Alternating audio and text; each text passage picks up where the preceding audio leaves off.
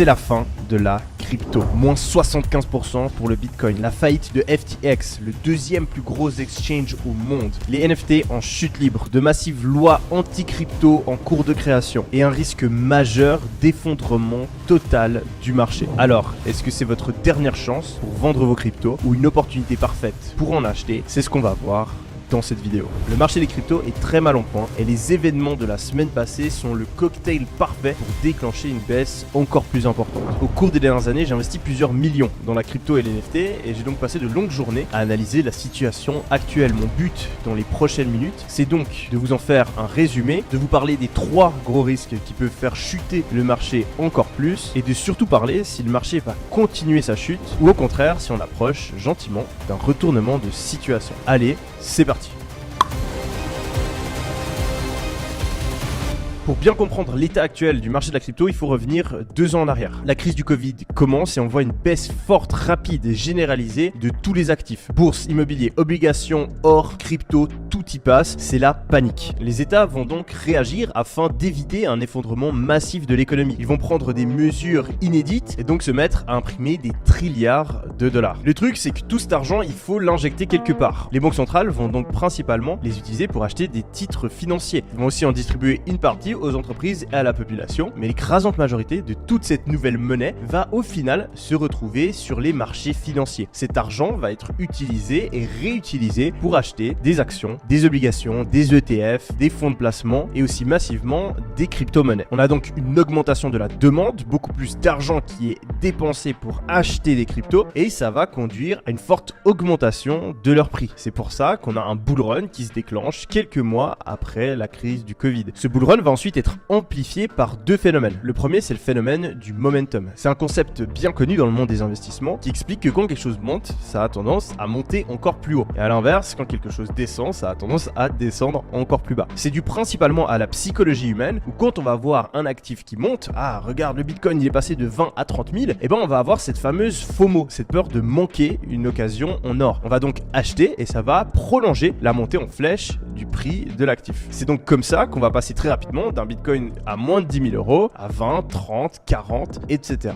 au cours de l'année 2020 et 2021. Le deuxième phénomène, c'est l'amplification de cet effet de momentum avec les réseaux sociaux. En effet, on va de plus en plus parler des investissements, de la crypto-monnaie, de l'augmentation des prix sur les différents réseaux sociaux. Ça commence en premier sur Twitter, où il y a une réelle communauté qui grossit en flèche. Plus il y a de gens dans cette communauté, plus les gens achètent, plus les gens sont euphoriques et plus ce bull run continue. Et ça va ensuite se propager à YouTube, Instagram, Facebook, Reddit et même TikTok. On parle partout de l'envolée des prix, ce qui donne envie à plus de personnes d'acheter, ce qui fait monter les prix toujours plus haut, etc., etc. On va aussi voir de plus en plus de nouvelles positives par rapport au marché des crypto-monnaies, des technologies qui progressent, de gros acteurs institutionnels qui se mettent à investir, des Fortune 500 companies, les plus grandes entreprises au monde qui incluent les cryptos, le metaverse, les NFT dans leur stratégie moyen et long terme, les plus grands influenceurs au monde, rappeurs, célébrités, les entrepreneurs les plus influents comme Elon Musk ou Mark Cuban qui se mettent à promouvoir le marché, et tout ça combiné, ça nous fait monter le Bitcoin jusqu'à plus de 60 000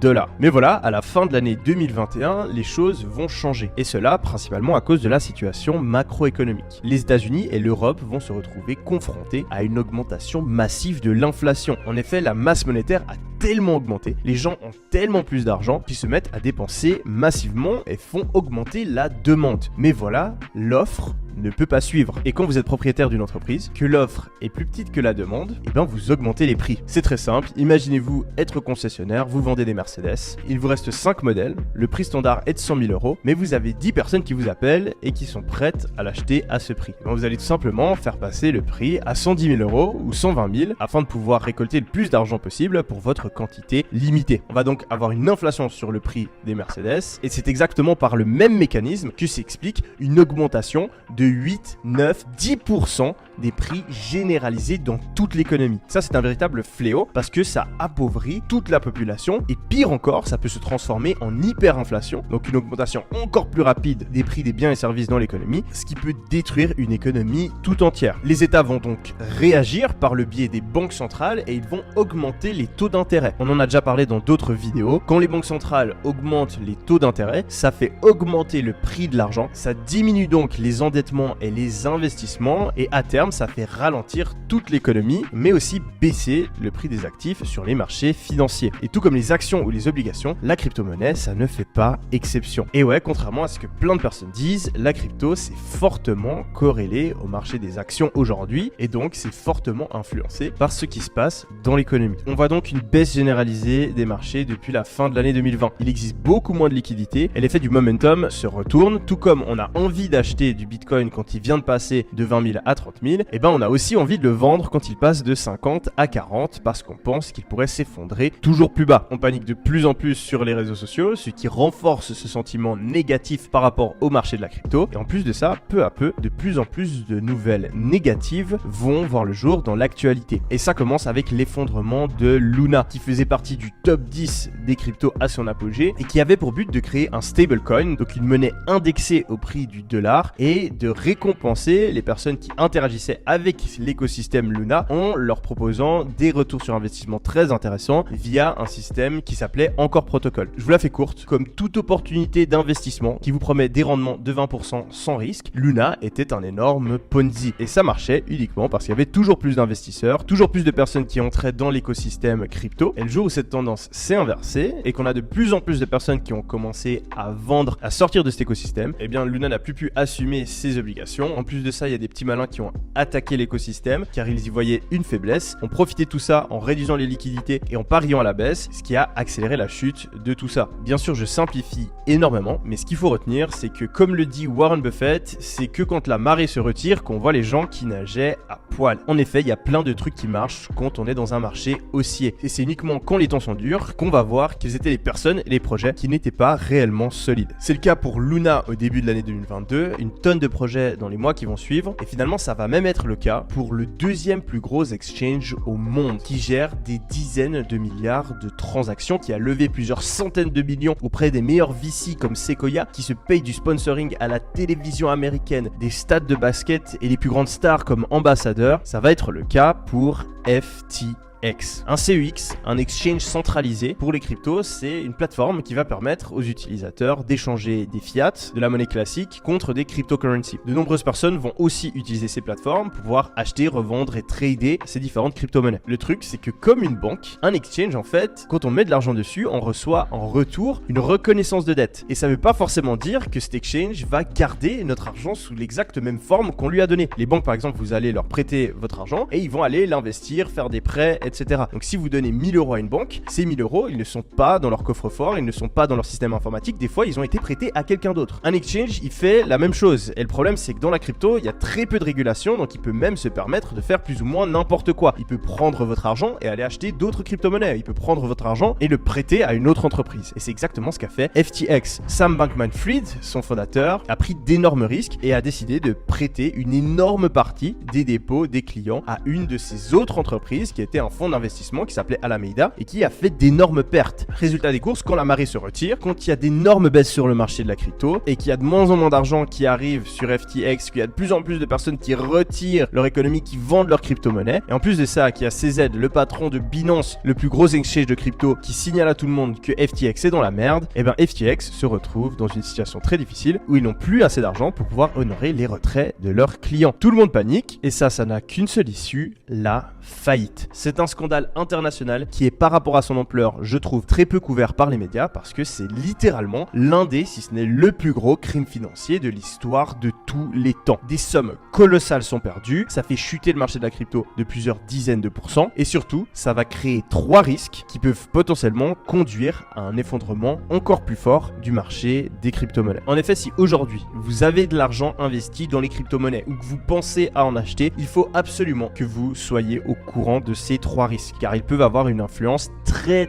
négative sur le prix de la crypto-monnaie. Le premier risque, c'est que les dominos continuent à tomber. Avec la faillite de Luna et surtout de FTX, on s'est rendu compte que dans le marché de la crypto, il y avait énormément de décisions très risquées, voire même illégales, qui avaient été prises par les créateurs d'exchanges, de plateformes, de projets, d'écosystèmes et de crypto-monnaies. Tout ça, ça fonctionnait très bien et ça a même participé à l'énorme ascension qu'on a vue en 2020 et 2021. Le problème, c'est que tous ces risques qui ont été pris, quand on est dans des situations plus difficiles, difficiles, eh bien ils peuvent conduire à la faillite. Je vous donne quelques exemples. FTX avait prêté l'argent de ses clients, mais ce n'est probablement pas les seuls. Il y a énormément d'autres plateformes et projets qui ont décidé de réinvestir les dépôts de leurs clients, qui ont fait des prêts qu'ils ne pouvaient pas rembourser, qui ont utilisé du levier, qui se sont endettés pour prendre des positions encore plus grosses. Ou même potentiellement comme c'est le cas avec Tether, l'USDT, qui ont créé des stablecoins et qui ont ensuite utilisé l'argent des personnes qui les ont achetés pour faire des investissements. Toutes ces choses-là, on ne les voit pas jusqu'au moment où c'est trop tard. Et le problème, c'est que plus le marché baisse, plus il y a un risque que ce genre de projet fasse faillite, plus ça va faire baisser le marché, ce qui va faire faillite d'autres projets, ce qui va faire baisser le marché, etc., etc. Encore pire, FTX a perdu des milliards. Et ces milliards, ils appartenaient à des clients lambda, mais aussi à d'autres projets crypto et d'autres exchanges. Ces plateformes-là avaient placé leur argent sur FTX pour essayer de gagner encore plus d'argent, mais maintenant il est perdu. Il existe donc un trou qu'ils peuvent essayer de couvrir tant bien que mal, mais qui va probablement tôt ou tard les faire faillite eux aussi. C'est ce qu'on appelle en finance un risque de contagion. Quand vous avez une partie de l'écosystème qui fait faillite,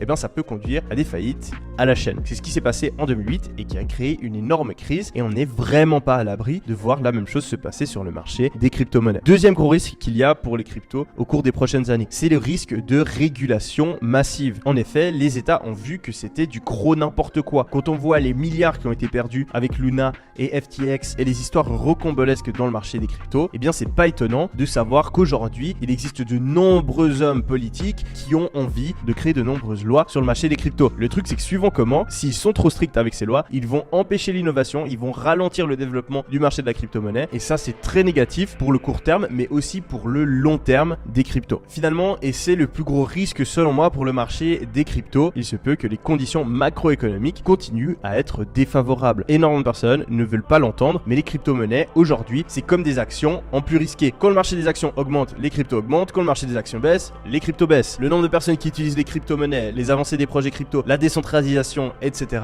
c'est sympa, mais au cours des dernières années, c'est pas ça qui a fait augmenter le marché crypto. Ce qui a fait augmenter le marché crypto, c'est, comme on l'a vu en début de vidéo, l'augmentation de la masse monétaire et puis un marché boursier à la hausse. Du coup, si on prend ça en compte et qu'on jette un œil à l'environnement macroéconomique actuel, on se rend compte qu'il suffit que la Fed continue à augmenter les taux d'intérêt, qu'on entre véritablement en récession, qu'on ait une baisse de la croissance, une augmentation du chômage et des problèmes de surendettement pour qu'on continue à avoir une baisse du marché des cryptos. Du coup, vous allez probablement penser que j'ai vendu toutes mes cryptos et que je vous recommande de faire de même. Mais ce n'est pas le cas, et il existe 3 raisons. La première, c'est que je crois dans le marché des cryptos à long terme. Je ne suis de loin pas le plus gros adepte de cryptocurrency. J'ai même souvent été très critique à l'égard de tout ça, car il existe pour l'instant très peu d'utilisation dans le monde réel. Mais je pense qu'à moyen long terme, le marché des cryptos a un véritable avenir. C'est pour ça que j'ai envie d'avoir une petite partie de mon portefeuille d'investissement qui est investi dedans. Si aujourd'hui vous hésitez à investir ou à vendre, je vous invite donc réellement à vous poser une question. Est-ce que vous croyez dans les cryptos à long terme? Et si oui,